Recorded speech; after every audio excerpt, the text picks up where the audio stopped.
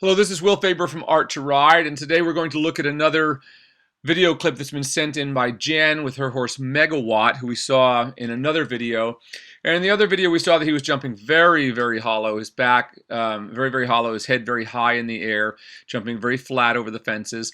And she's told me a lot about this horse, and when she got him, he was stopping. They were trying to overjump him. She recognized that he was very hollow in his back and has spent a lot of time trying to improve that.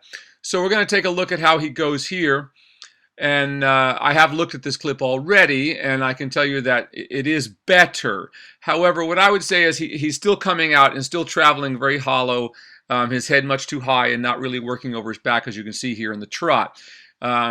He almost looks a little irregular there in the trot, which makes me wonder a little bit. But I think it's more of him just working over his back a little more would help him a great deal. So I'd like to see you go back all the way to the beginning.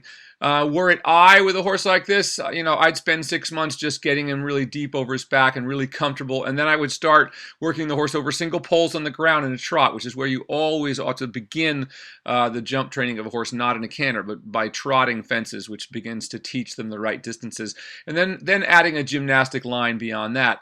But there's no point in going over anything higher than a pole on the ground if the horse can't stay completely round. So when you can get him down to fences and over a single pole, you simply raise that pole up slowly. It becomes an X, and then it becomes a little crossbar, and then maybe a little line on the back of it.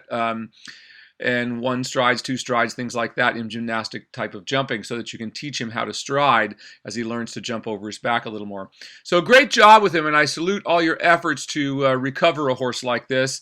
But you have a little ways to go here, and I say the more you simplify it for him for a while, the easier it's going to be in the long run. He looks like such a willing horse, and he really wants to do things. When he only goes bad here when you get him into the line badly. And it just becomes too difficult for him when he starts blowing through your outside rein around those corners. But he is jumping in a better style than he was in the first tape. So keep up the good work, and remember that good jumper riders know that good jumpers are made on the flat, not over the fences.